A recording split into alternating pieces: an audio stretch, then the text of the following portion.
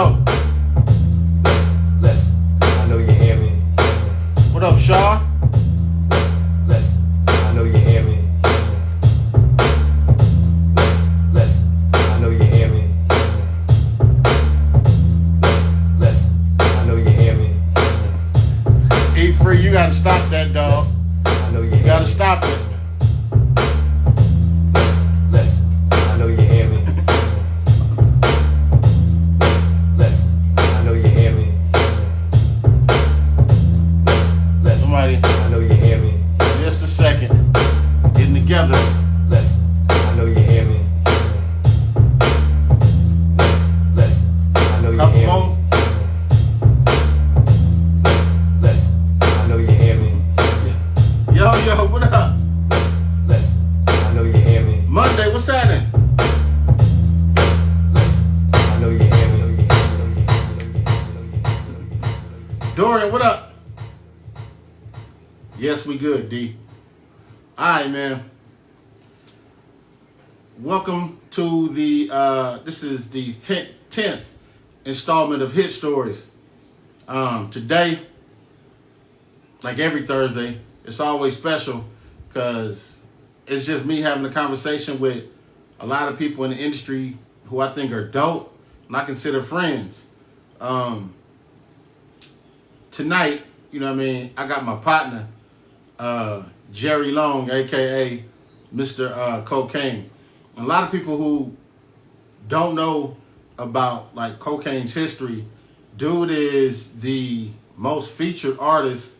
You know, I put it on the West Coast, but he actually has he's the most featured artist in the world. Actually, he's on more records than anybody else ever in the rap game. So, you know, we're gonna get into a story tonight. We're gonna talk about, you know, records that he was featured on, records he wrote, and just everything. Before we, you know, get into that, of course, I know y'all watched the Battle with Dog last night. The Battle with the Dogs with Snoop and DMX. I personally think it was the best battle that I seen. Just the energy. It was good to see DMX be healthy. It was incredible to see DMX healthy, and you were able to see his personality. Dude is, you know, an incredible performer, incredible rapper, and you know, of course, Snoop gonna be Snoop. It was good that a lot of people saw Snoop freestyle abilities, because I think that people sleep on Snoop as a rapper, a technical rapper. And it was good that, you know, you saw his freestyle abilities. You saw in him talk about a lot of the records that he was, you know, that he freestyled on and everything. So with that being said, I was a little bit disappointed because Snoop left a lot of records on the table. And one particular record he left on the, actually 2 or 3 records he left on the table featured our guest tonight, Kokane. Now, just the history, what people don't understand. So, Coca is from Pomona, California. Pomona, California, of course, it's in LA County. Let's tag him in. Let's see. Pomona's in LA County. We're gonna get to his history tonight. Coca, What's up, baby? what's up, my dude? Man, we only stopping to take a pause for you. All right, we We gonna have live in the, yeah, we live. Baby. I see. you I know see what I'm what you're saying? doing Let over me dip out in the car real quick. there. Come on. I'll You see see, you. I'll call you. Yeah. you see what he's doing. Coca always working, man. Yes, sir, man. And so, what I was saying is, a lot of people don't know Coca is from Pomona, California, and just to make the correlation, it's a lot of dope rappers from California that are from Pomona. I think the Right. two that most people know besides Coke is Sugar Free, and this group right here. I'm gonna tell you the significance of it. I'll play this. Well, let's play a record from this group, and then we'll talk about it. All right, let's get it.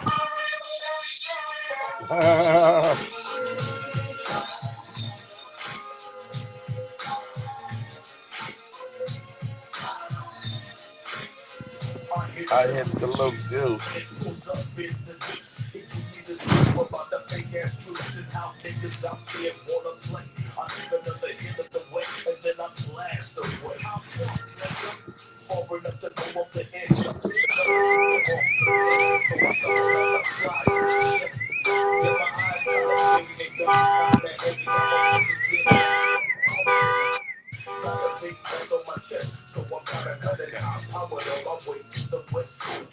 Been checking for some chickens. It's a hell of a drive, so drive on. So, if people don't know, that's not the city, the ATL, but that's the ATL above the law. So, Yeah. what's the deal with Coca and ATL? I mean, well, first of all, Code 187 is my cousin. Shout out to Code 187, which is the real creator of what you call a style of music called G-Funk. And I'm one of the architects. So when you just heard the Black Superman, you heard KMG on there as well. Rest in peace, KMG. Rest in peace, KMG. You know, Above the Law was considered one of the most prolific groups it ever was. You know what I mean? And if Easy wasn't, didn't go through his passing, the circumstances would be different. But they had an influence Above the Law and Kokane majorly on the West Coast and just in general because cats like, Puffy and even Biggie. Biggie used to call himself Biggie, but when he heard Notorious Above the Law, he kind of like put Notorious B.I.G. A lot of people don't even know that. And we were different from the NWA because they were like SB12 driven. There was like the West Coast version of the Bomb Squad back then. But when we came, we slowed that bitch down coming from Pomona.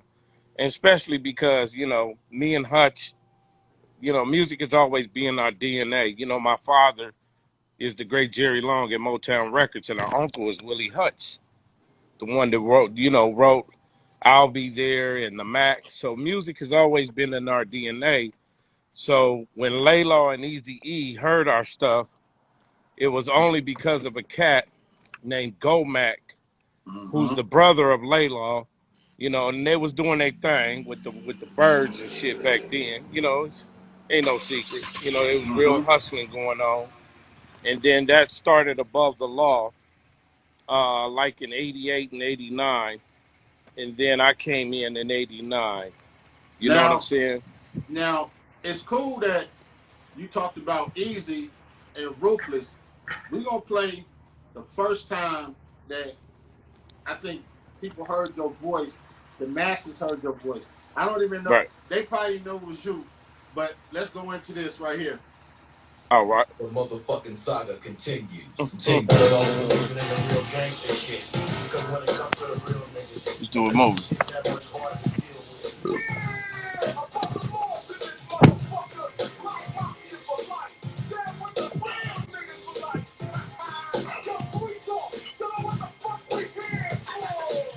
Well, all right, y'all.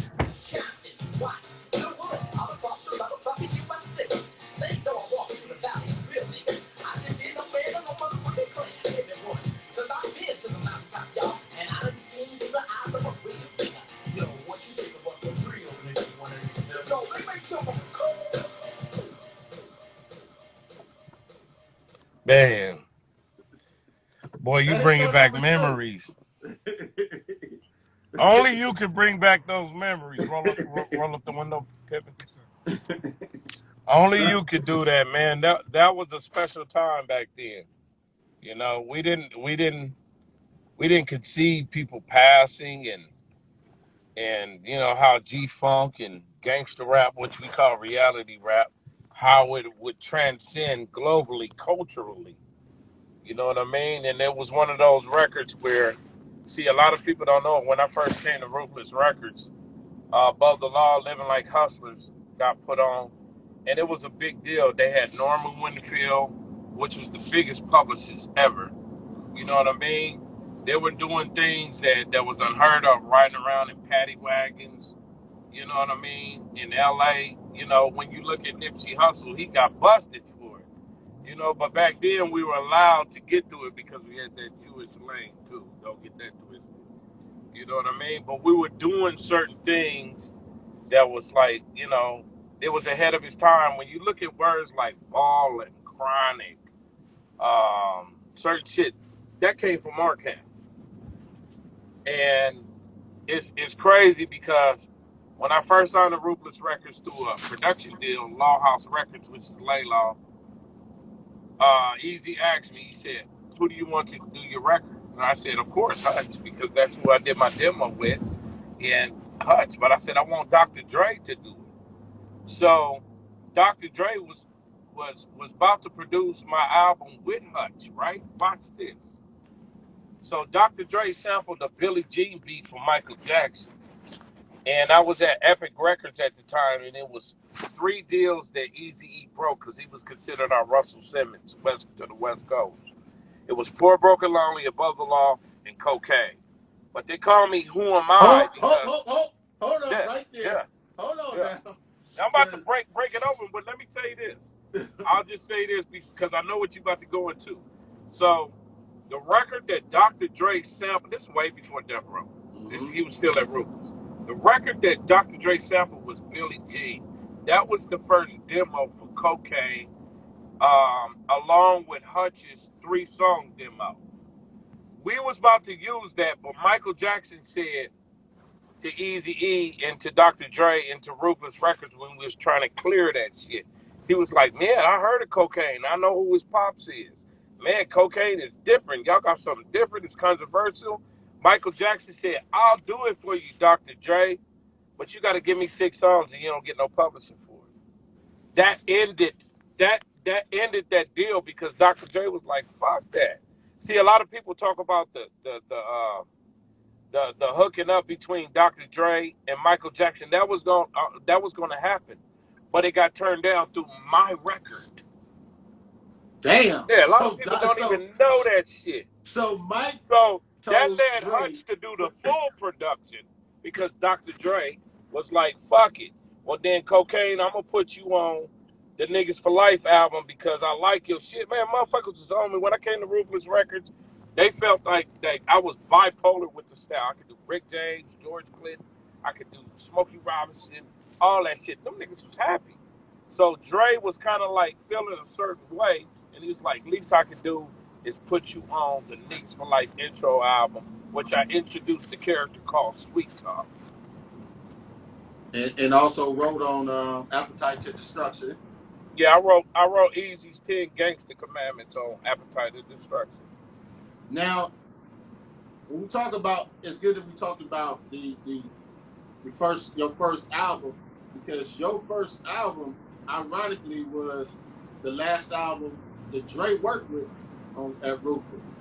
Yeah, that was crazy because it's crazy. Like, you know, what you call getting out of UNLV should. And then him come clicking it up with the Ruthless Cap. Everything happened at Audio Achievements, Donovan the Dirt Biker. This was like in 89 and 90. We was all buddies and shit. In fact, Suge used to run with us because he liked our get down because everywhere we go, Above the Law and Kokane, we get their get down on, we get their scrap on. Now, So the nigga here's had the love thing. for that.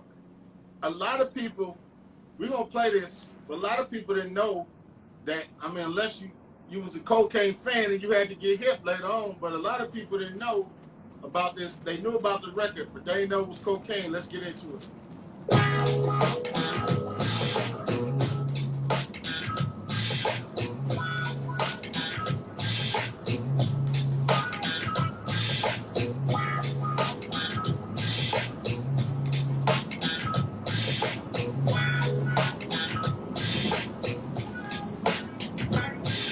The setting.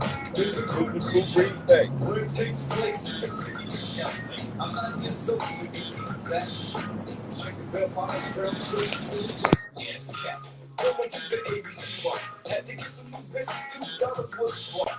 Proceeding up the street while I'm humming the tune. The first time I witnessed somebody's trying to jack move. Niggas trying to tiptoe in.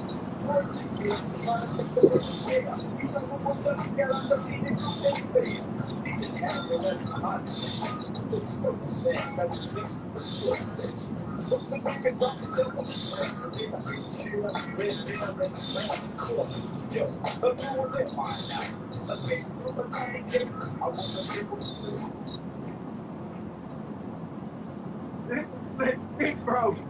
Boy, you bringing back memories, my nigga. Who am I? Man, yeah, I'm scared. I don't. Man, this old Cyrus bullshit keep interrupting. But it was Alma Sacco, King Cambassaw, and Maurice Warfield. I don't fault them so much because the FCC back then, it was like cocaine. We can't play that shit. You know what I mean? So a lot of times, even when we turn it around and spell it Kokane to talk about when you hear cocaine's funk, it's dope. Now years later, you got Joey Crack, you got Crack, you got this. But we wasn't on that. We was talking about our funk is dope as cat. But they wasn't having it back then, so they turned around and called me Who Am I in 1990. And right before my record was going to come out, we thought it was cocaine. Everybody was getting hyped on cocaine after Above the Law. They said cocaine, they heard some shit. And it just kind of put a stifle on me a little bit. And that was a blessing in disguise because at the same time, even though people was discriminating against my name because they didn't want to play it, they called me Who Am I? And people were going to like Abbey Road and Tower Records back then when Tower Records was around and Warehouse. They was looking for cocaine. And that kind of slowed up. But it was still good because even though the Death Row and Ruthless situation happened, we were all family. So it was a guy by the name of John Payne. And he really stuck the fact. He was like, I don't give a fuck if cocaine is on Ruthless. We gonna use nickel slick niggas. So you gotta realize, Ruthless, even though I signed a Ruthless with Nickel Slick Nigga, my first single, that was still on the deep cover soundtrack that introduced Snoop Dogg, who auditioned for Above the Law and Cocaine 7 months before he got put onto Death Row because Oh, shit. the actual people who was gonna be on Death Row first was Above the Law and Cocaine because it was discrepancies that Ruthless Records with royalty records and double dipping. But see, when Easy set up a meeting, we rekindled our business relationship, but Dr. Dre was already set on leaving. So we backed out of this deal. That's when Warren G took the tape up to Dr. Dre. Dr. Dre called Hutch and said, man, I just heard this shit from Snoop Dogg. I heard this shit that Warren G did. Man, I know you wanted to fuck with them first. But Hutch was like, shit, I'm working on Cocaine album. Go ahead. Man, Snoop is a dope ass freestyler. He this and that. So Hutch gave the blessing to Dr. Dre to say, go fuck with them. A lot of people don't know that, but I'm telling you now. They damn sure didn't. Yeah, They damn sure didn't know it. yeah, they didn't know that, but it's nothing. It's nothing to assassinate people's character. I'm just giving you out balls out facts. This the shit that happened. You know what I mean? But still, I was able to get Nickel Slick Nigga on a Death Row orientated soundtrack. Because at the end of the day, you got to realize Easy lived around the corner from Dr. Dre. Dr. Dre lived around the corner from Easy in Calabasas. They used to see each other in traffic, my nigga. But it was a lot of other things that didn't have nothing to do with Dr. Dre and Easy E. It was Jerry Heller at the time, and it was Suge at the time. I ain't gonna say Suge was wrong for saying that, hey, these contracts ain't read right because that was the Jewish lane we was on. I'm keeping it real. And then it was some discrepancies back and forth, but we love Easy so much that we were willing to work it out because we know, Easy was easy. And whatever happened around that shit, that's what it was. But we stayed loyal, and Dr. Dre was set off on leaving, especially when he got the tape from Warren G, because really Warren G is really responsible for inviting Snoop in the game. But Snoop auditioned for Above the Law on La Cienega and Centinela, and it's ironic his studio is right around the corner from where he auditioned from. And it's crazy that a lot of people don't understand about Above the Law. Uh, uh, Gomac, Yeah, Total Chaos, KMG, yeah, and Hutch. And yeah. You see, they let me had, break down some things. The reason but why my career started is because Gomac is the brother of Laylaw. Laylaw is a contributing member of NWA. He wrote some of Miss Your Late shit. They was already buddies. So when them niggas was trapping, Gomac was the man back then. He used to come down to Pomona, you know what I'm saying, and give niggas their issues and sacks, and that's how the hustlers started.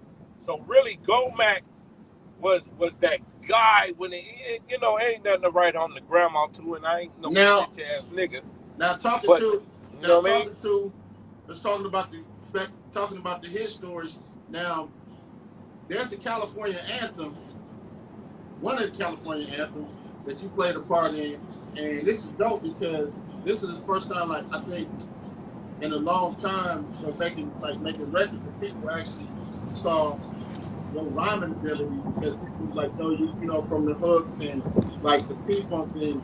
It was this record Right. right here. Ah,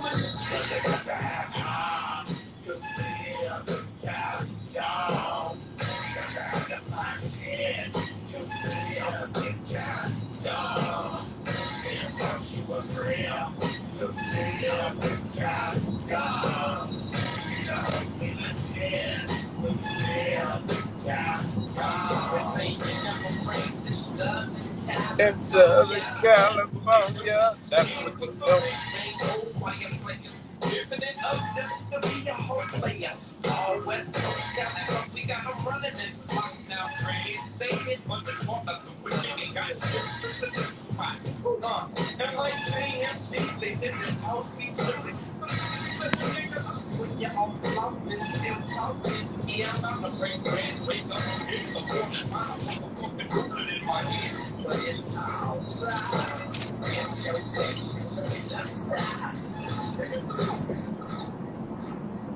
Man, when we did that And the video, summertime riders on the corner. man, when we did that video, guess what? Before that video was 1993. Me, Jada Pickett, Easy E, and Hutch was sitting at the House of Blues. Yeah, Jada Pickett, our homegirl, she used to hang around us, her and Regina King, my nigga. So look, we go do the video and then we talking and Eric is, this was like in 90, right before 94, Eric is coughing and shit like, and we didn't pay it no mind until some months and all that shit went past and we just found out what was going on with Eric, but you know, years later when we found out he had complications of HIV and AIDS and shit. But Jada Pickett was actually supposed to do that video, but because of Eric's situation, you know what I mean? You know, we had to do something else. And we did that video, man. That was really one of the coolest classic California anthems it was, man. It was when we put that record out, it was crazy, man. And KMG, rest in peace. It was something else. And that was actually on one of the most prolific albums ever made from the West Coast and in hip hop too. One. That was off the Uncle Sam's Curse. When Mm-hmm. you hear that record, we was talking about Donald Trump. We was talking about shit that's it'll give you goosebumps right now. It's happening right now. Even with KMG saying on Black Superman, he said, I'm a walking dead man, is what they call me, what I'm coming. And the homie rest in peace. You know what I'm saying? So when those records came out, man, it was beyond us. We were just happy to work, but we didn't know the universe would have those records as bullet points for things that are happening right now. And the influence was so deep. It's just like if somebody created Facebook. Well, Mark Zuckerman did create Facebook. The twins did. That's us. We are the unsung heroes of the West and the influencers of a lot of shit that there's a lot of gaps missing. And it's not like I'm sitting here living with regrets or mad because if you leave out things in history, it gives us a lot of room to tell our side with facts, though. You know what I mean? And it was crazy, man, when we did that video. You know, there was a lot of shit going on. You know, the video came out, Easy had passed, and it was just at a time in hip hop to where, you know, if Easy did not have passed and things was different, Above the Law would have been just as big as NWA, or if not bigger. And this is something Jerry Heller said in his book. What we brought to the table was a different essence to Ruthless Records, Above the Law, and Kokane. You know what I mean? And back then, once Easy passed, you know, that was our lifeline. Money started being held up. You know what I'm saying? It's one of those things where you at the top, you in London in 89, 90, you doing all this big shit. And then when the homie passed, it really put a stamp, it really put a damper on a lot of things. And 9 times out of 10, I used to just go to recording studios because I had kids to feed. So this was the only source of my income. I wasn't selling dope no more. So 9 times out of 10, when I go to the studio, I fuck with an E40 and I fuck with a Too Short, whoever. For some reason, which is a blessing, and I'm humble at it, they would say, damn, Kokane sound like George Clinton, but sound like him. The Kokane sound like. So what it did, you know, at the time when Easy passed and a lot of shit was going on, it allowed me to go ahead and reach out to other artists that heard the NWA records and Above the Law records and wanted that signature sound. So it created a safe haven for me to always have hooks and different other things like that. And Now, years later, didn't nobody tell me I was going to be the most collaborative artist. There's a lot of people making claims out there, and I just sit back and laugh and say, well, y'all got on your PP bags of favoritism. But no, Kokane is actually the most collaborative artist in the business with over 4,000 plus features. Nobody has ever been able to do that, from A-list artists to icons to all the way to just independent artists. But you know, when Easy passed, we had to do something. And I was just in a fortunate position after the California record came out. You know, Easy passed. I linked in with Tupac. That's our little bro, because he used to come back in the early '90s. He used to come to us back when we did our West Coast version of We All in the Same Game. He was around because we had mutual business to a cat named Atrium, who was the manager of Digital Underground. Digital So Underground, Pac always was man. always fucking with us. First, Pac was fucking with Above the Law, Kokane, Laylaw, and NWA. First.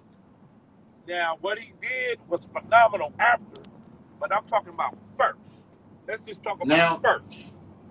now, let's get into one of your early features that ended up being that still rock on the West Coast. Let's go. Let's go right here. Let's start here. All right. Our bitch. Goddamn, I was on one, huh? What fucking you about to kick it up in your asshole like this, nigga?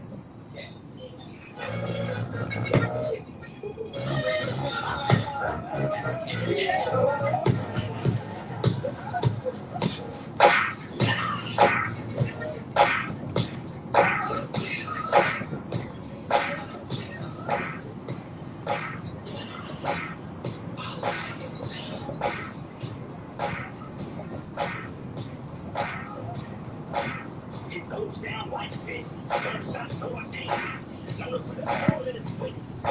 Top CG. Gunshot with a key. Taking a trip with this girl. You can't touch this here. Come on, everyone. Tell us what this smoke one. We're all Oh shit.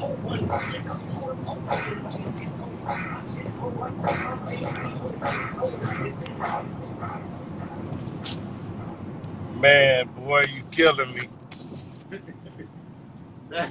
That short chop, Man. man, Mr. Game, the short chop. Man, shout out to Yo, my relative from Inglewood, you know, Short Chop.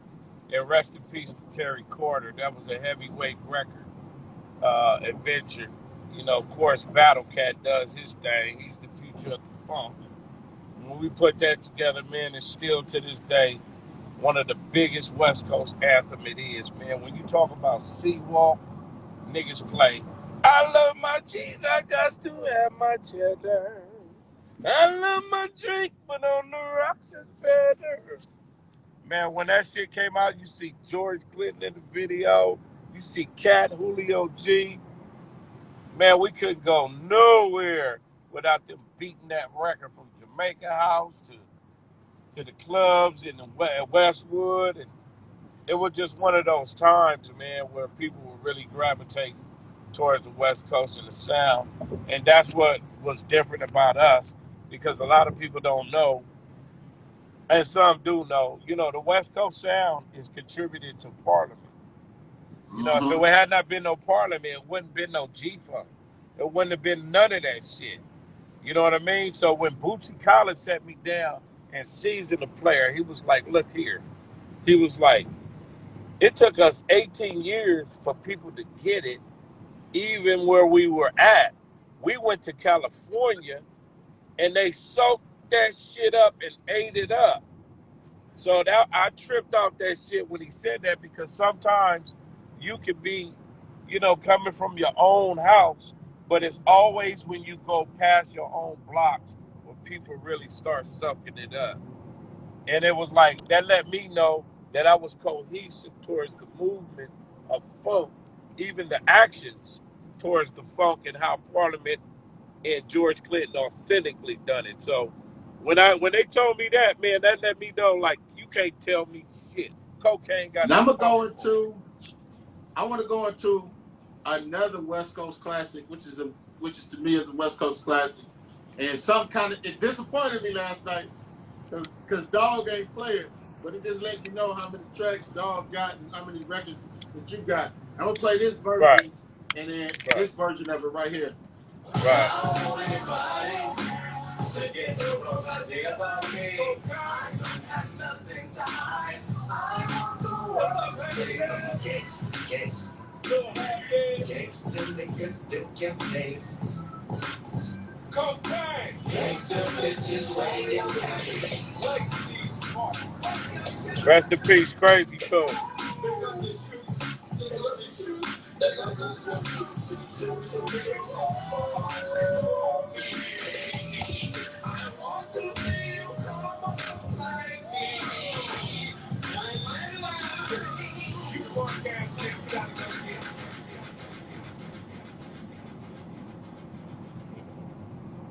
Dog. Boy, you acting ornery up in there. First of all, I had to. I mean, not only we had to play Wrong Idea. Rest in Yeah, peace, Badass, and rest in yeah, peace, Crazy Tune. And we'll get yeah, to Crazy Tunes in just a second. But yeah. Wrong Idea, dog. Man, you gotta look at the last meal, and this is what fans say. The fans say, the fans say, last meal is like the second or third biggest album Snoop had. Period. This is what the fans say. But Snoop got so much great body of work. I mean, it would take 3 days with DMX for him to play everything, just like it would take 5 days to play everything with me. But what I heard, it was incredible for hip hop. It was cool at a time to when this virus got a lot of people down because people can't do shows. I was happy those two gentlemen got together, and whatever Dog choose to play, you know what I mean? I was happy because it was good for hip hop, but being in particular, specifically from the West Coast, it was good for all West Coastians. So I was like, man, that's good. Yeah, I wish you would have played Stacey Adams. Yeah, I wish you would have played Propio Prince, because there's something about that particular album, Last Meal, that to this day, like how the homie said, to this day, motherfucker flipped a wig over that shit. You know what I mean? But what he did last night with Swiss Beats and everything like that, we needed that for the culture. So I was tuned in. It wasn't about if he didn't play some songs that I'm on. No, I was tuned in and rooting for hip hop as Right. opposed to just playing songs. Now So you and Dog got a crazy ass synergy.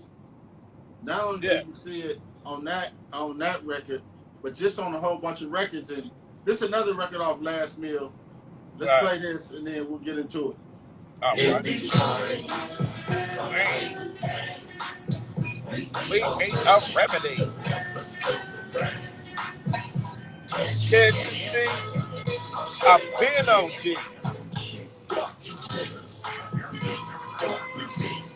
I'm coming on. fuck that. Shit, I'm qualified like a home no matter wherever I go. You got niggas depending on the reason looking to break the case. You say I win. To break the case, but you stand away. Then bitch, since you put it like that, I'm about to laser right now. Back to the track. Now, Man, now that record means not only is it you and Dog coming with some shit, but it's the first time people heard you and your promoter partner on the record together. actually, that was. That's crazy, ain't it? I Sugar mean, free. shout out to Sugar Free, Bless Clinic, Ted. You know what I mean? Shout out to everybody, Black Tone. You know what I mean? But see, that's one thing. What Snoop Dogg did. He's a mediator. He brings people together, and at that time at the Doghouse, you got all those incredible producers in there, from Battle Cat to Frederick to Meach Wells to Jelly Roll to Scott Storch, Dr. Dre. It was incredible, man. Then you had the East Siders, Doggy's Angels. You had Kokane bringing a particular sound to enhance what they did. It's just like, man, when you can't figure chemistry out, man. It has to come organically, like natural selection. And when you hear those records, man, I didn't think Dog was gonna put me on what 8, 9 songs on the Last Meal. It gave him a different direction, especially coming out of the songs of coming at No Limit. It just gave him a whole different sound. You know what I mean? Not that it was different from the '90s, but it gave him a whole different thing. And one of the most like I'm on a lot of features, right? But one in particular, one that I did more features than anybody in the game was Mr. Calvin Brothers. I mean, if I tell you I got over 40 songs with him, motherfuckers would be like, man, you lying to kick it. But all you got to do is look it up, man. We did some incredible shit. So, Speaking of that, the East Siders. oh my God. Insiders, come out and play. Insiders, come out and play. Yeah, this the one they cut off last night.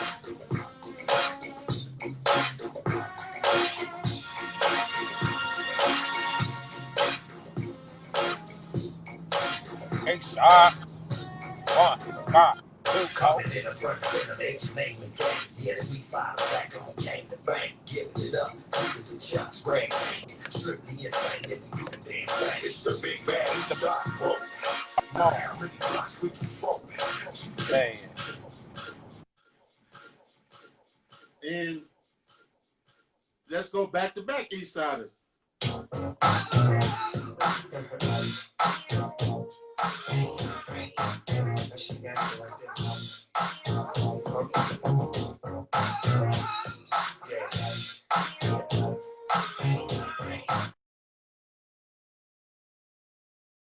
It's like this and like that and like this and each side Long Beach dropping his ammo. We got so many niggas on the team nowadays. LBQ, BTP, GCP, boy, my boy, this horse, this horse. The east side boys is the real McCoys. We walking through the project, sipping on the corners. Dipping and spitting at your show. You may think I'm out of town, but I think I'm in it.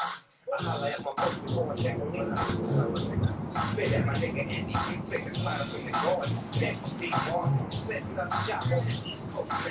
Girls house, big Bow Wow. East side up, like this and like that, motherfucker.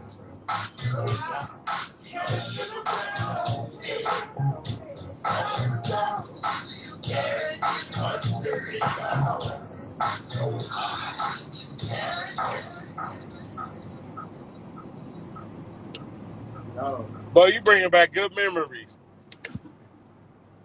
Listen, I mean, the East Side of shit, and it's crazy. It's crazy, man. You've done records with some legendary cats who aren't here anymore. From Pop to Easy to Kev G, yup, Jay Dilla, yup. Mac Dre, the Jacker, Nipsey Hussle. Hold that thought. Nip. Let's go into that Nip record. This is a DJ Ski exclusive.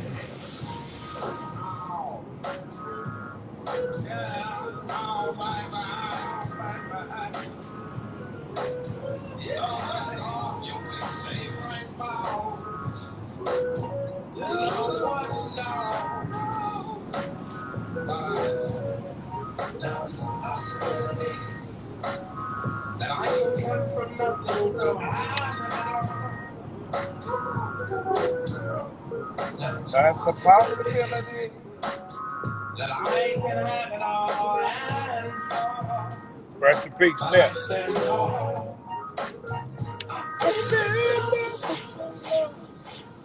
You really want you so. I done paid my dues, my dues, my dues. I got to go. Man, I miss that nigga. Man, you and Nip had quite a few, but what that We came did out. like 7 songs over the Mm-hmm. course of his career. That You know what I mean? A lot Mr. of shit. Blue Laces, Mr. Untouchable, a lot of shit, man. I Yup. miss that brother, man. But what he was able to do was bridge the millenniums against the OGs because there's been a lot of division. Everybody want to point fingers at each other. But he was an intricate part, man, of really tying that in and showing the innovative approach that you can transcend past the typical thing of making money on hip hop. Hip hop is just a catalyst for a lot of people to get out the ghetto and go into new business adventures. You gotta look at Jay, you gotta look what Dre did, you gotta look at even what Easy did, man. But Nipsey, in my humble opinion, was all those rolled up into one, homie. You know what I'm saying? And he did more in the next 50 years and got cut short in a short duration of his life than anybody could ever put down to it, man. That's why his name will continue to linger on forever. And oh my God, I'm just blessed and fortunate, man, to be on the journey with him at a time to when no one could conceive he would have an untimely death, how he died. He didn't deserve to die like that, man. But his legacy and his voice and his ambition lives on forever. And I'm glad I was a part of that legacy. Now this next joint I'm gonna play. It was significant because it's a West Coast DJ. For me, being a DJ and being from the West, like as far as mixtapes is concerned, like it gets no better. Like he was the DJ Clue of the Right, West Coast. right. And I saw him at one music fest. We backstage, he's with you, and I'm like, damn, Tones, what's happening, man? And we clowning, we talking about his classic mixtape, and he was like, man, I just did one with Kokane, and it's a fool. And it's crazy that this ended up being the last mixtape that he ever did. Yeah, Rest in peace, yeah. Crazy Tunes. It was the last project Man, rest he in ever did ever came out. And this is one of the records. This is actually incredible ass brother right there. this is my favorite record off there. Let's get into it.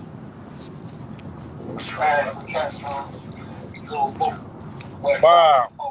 I'm here to stand by my people, Kokane, and let the world know that it's time for, us to do this thing in a real way. The thing that you're doing for yourself is not enough. You have to do things that are best suited to your entire community cannot stand by and watch the young homes or other generals in that matter. This is amplified pleasure and not set in a correct situation according to the script. Without a doubt. On the side of college. Where you got a lot of y'all?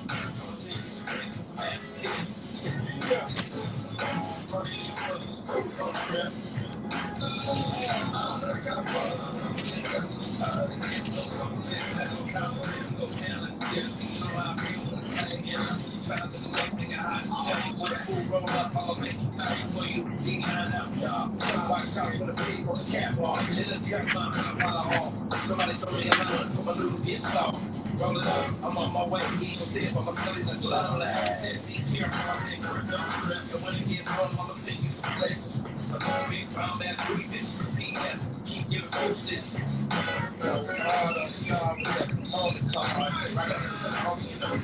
Where you got a lot, y'all?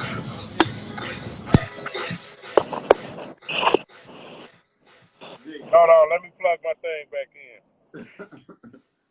Sorry about that, brother. Sorry about My dude, that. that flick started in commissary. Yeah. Boy. Man, that's off the on the Backstreet mixtape.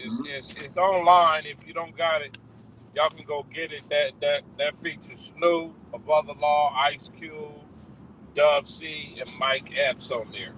And that was the last mixtape that Crazy Tunes did. And man, when you hear Crazy Tunes, man, he put records and mixtapes together like a movie, bro, like a soundtrack.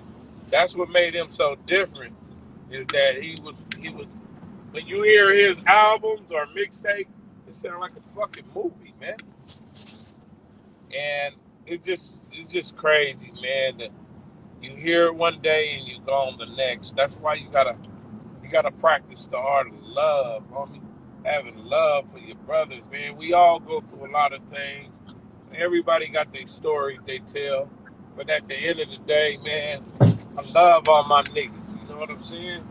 Because niggas is not here no more, my nigga. And it's like, you wish you could get them back, but the best thing you can do is celebrate their legacy while you live, as well Now, as your own. I want to get to another one of your. I mean, it's old to you, but it's one of your newer records. Right. And you went first of all, like if anybody from the West, and you name the top 3 MCs, and you don't name Corrupt, you just don't like rap. Period. That So means like, if you don't name or even add Corrupt into certain things, then, at the end of the day, a lot of people like WWF, and they know it's fake, even though the rest of the moves is conceived and preceived and all that. You know what I mean? You can't forget about Corrupt. The reason why Kendrick Lamar blew up, of course, he had Dog and them pushing that line with the bread, but he did a verse and changed the schematics of the whole shit. But he emulated Corrupt's verse. When he talked yep. about King of New York, that was some shit that he was inspired by Corrupt. So my little bro don't get the just due that he deserves, in my humble opinion. But he still put in that work, and he's still one of the hardest MCs to ever live, homie. And let's get into this one because you went toe to toe with him on this record. Yeah. I know you hear me.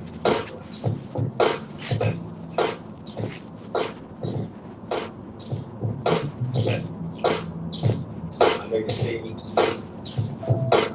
Just listen. Where you from, fool?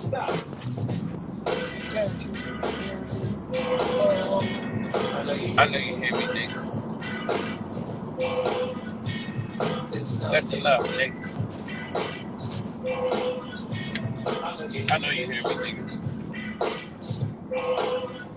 Niggas be talking loud like they moving the crowd. They don't be good enough to put their motherfucking mouth. Scary ass nigga claiming that you a rider. Tough guy, just like Roddy Piper. Squared in a groove, made on a rectangle. Wound up getting a bitch shot. Straight iron out these niggas cause they game is wrinkle. I stack chips just like Pringle. Me and my nigga Lazy Soprano, we double with animals. And we can play a bitch like a fucking piano. Some niggas they know how to kick it like oh what a pig because niggas be stretching the truth like African titties. All these fools I coke for no joke. Used to let the mic smoke, now slavery was broke. She's moving like my nigga was a loco. And corrupt on that third verse. Let's call I Know You Hear Me, nigga. Exactly. Again, I think when people hear you, one of the misconceptions I think that when they hear you on hooks, and everybody knows that you are kind of unofficially known as the son of George Clinton, as far as when the music, P Funk Right. and everything. Right. But they tend to forget that you are a rapper first, and that's what you do, and then everything else is just a talent and a God-given talent that you have. Right. Yeah, that's what my first love. Yeah, I ain't gonna tell you my age. You can tell by my ear. You know what I mean? I did pretty good. Skin is all right and everything. In my 50s. Yeah. So look, we were blessed enough to have an explosion of hip hop and an explosion of funk music. We were spoiled, man. You know what I mean? But a lot of people don't know, man, Kokane is a bust. So I tell people I'm not trying to be the biggest MC in the world. I never really was a battle rapper, but I'm a funkster that happens to bust. And you know what I mean? A lot of people, I had to do the hooks because I know I had a little talent to do what everybody likes. You know what I mean? Especially coming from the West Coast when we derive from Parliament Town. It wasn't that I was trying to bite Parliament or anything. I was just following something tribal like Parliament did with Sly and James Brown because they influenced them. We all influence each other, but the key is that I didn't want to copy them. I wanted to be influenced and do it my way. And that's just what I did. I did it my way. So when you got all these things, it's just a revelation of a lot of shit that I was privileged to see at a time to when I didn't know things was going to, people were going to die and a lot of crazy shit was going to happen. And I'm like, wow, it is so much of a blessing to be a actual disciple. Like, Jesus got disciples like Peter and them. I was a disciple of those times. You know what I mean? To be able to, be here and like look at the people that are not here that are blessed. The people that it's just crazy, dog. It's crazy. And I Now, just thank God that I'm here in a humble way. You right, know what I mean? Because you got to be humble with it, bro. Like, we blessed, man. I wish I could get my homeboys back. All the way from Badass to KMG to DJ Train to Easy E to Toker to Mac Dre to Nipsey Hussle to Nate Dogg to Tupac, Jay Dilla. All these cats I work with that are not here no more. It just makes you say, man, it's a blessing to be alive, but it's right. even more of a blessing to inspire those from a person that actually been there. Now, before we go, I had to let's talk about can we let the cat out of the bag? The album you got coming out with your promoter partner. Oh man, we're gonna let the cat out the bag. Everybody know, man, been anticipating the Sugar Cane album for a minute. Period. Shout out to Sugar Free again. Um, Timing is impeccable. Sometimes you can have the right intentions to put out things, but it'd be the wrong season. And this has been in the making since 2001. We have done a lot of things, but I'm glad the universe chooses to pick when he needs to be inspired. And we've been inspired in putting this Sugarcane project. This is an incredible record. And oh, yeah, I got this record in the best hands as possible. That's Motown. This is We going gonna to do be, something with it. Dad, we shout out to Bully Park Records and shout out to Ted and them. We all coming together. That's Sugar Free manager. But the Sugarcane Project, I know everybody been in the house.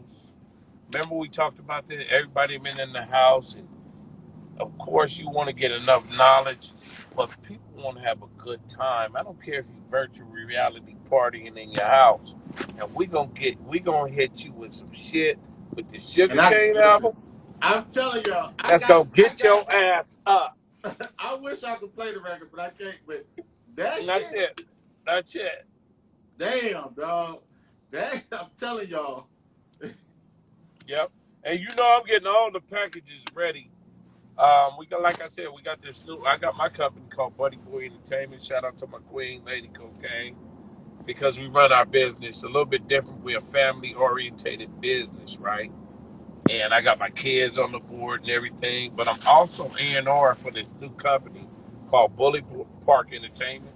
It's with Universal. Um, we got some major shit going on. And I got in my guy Motown. I don't know if you ever heard of Motown, right? I got my guy Motown. He was like, he gave me his honest opinion, but he said, this is what I'm going to do. I'm going to go to the window, to the wall.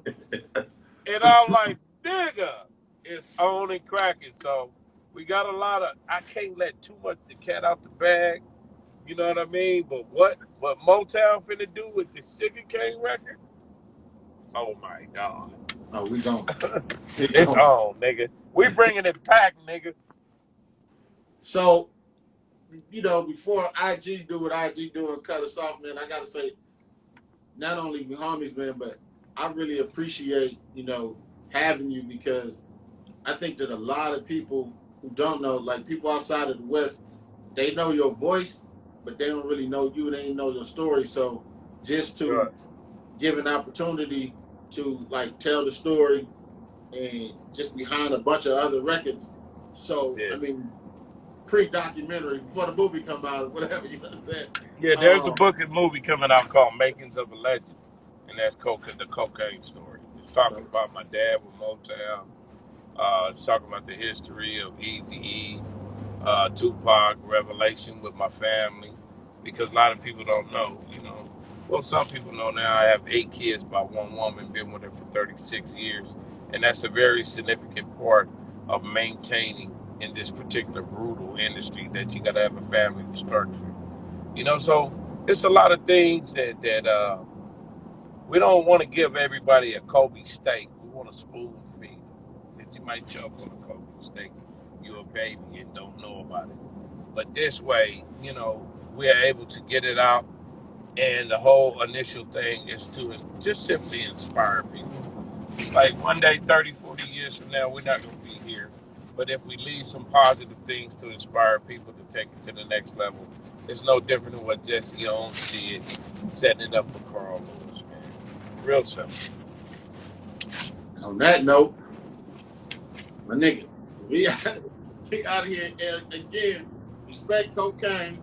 Go to Spotify and I'm gonna put that cocaine playlist up so y'all can Yeah. get educated.